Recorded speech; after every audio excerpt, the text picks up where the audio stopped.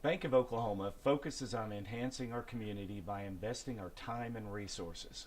When our employees give blood, they save lives. That is a powerful motivation. Here in Oklahoma City, Bank of Oklahoma has partnered with OBI for over 20 years. We've collected a total of 4,871 units of blood, which is equivalent to 14,613 lives that have been saved.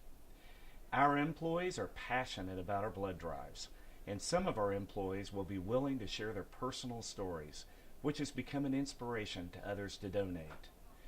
My story begins May 16, 2015.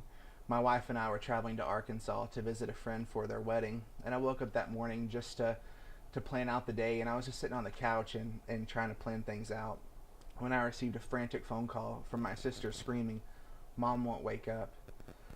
You see, over the last 13 years, my mother had been battling kidney failure, and so we were pretty well used to the phone calls that mom's back in the hospital or some other situation had arose, and so we weren't thinking of any other grave issues to arise. But this time I knew it was different. My sister was the calm one out of our siblings, and so it was out of character for her to be so frantic as she was. And so after taking the moment of shock away, I just calmly asked, "What happened?" She informed me that early that morning, my mother had coded with what appeared to be a massive heart attack, and they put her into a sedative state to get her vitals down, and just to figure out what the next steps were. So just as frantically as my sister called me, I rushed in to wake up my wife and to start our now tri-state commute to Texas to see my mom. On the way, we learned that she was losing blood from the wounds, and for the original reason of her being there, and so they had to give her some units of blood to keep her stable still. And upon us arriving and learning of the different tests that they had done, the doctors communicated with us to let us know that there is a small chance for her to wake up from this situation, but if we were to wake her up from this, that there was a large chance of this situation happening again, and just that her body was shutting down due to the years of illness.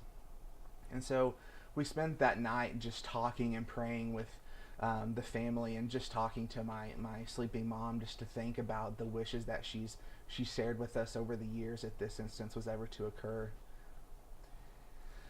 And the next day, with a heavy heart, we in obedience to her wishes, at 8:49 p.m., as a room of 20 plus family members were singing softly and tenderly, "Jesus is calling, calling, O sinner, come home," my mother took her last breath, and she gave us that one last look that she had given us so many other times. You know, that look that your mom gives you when you just know what she means.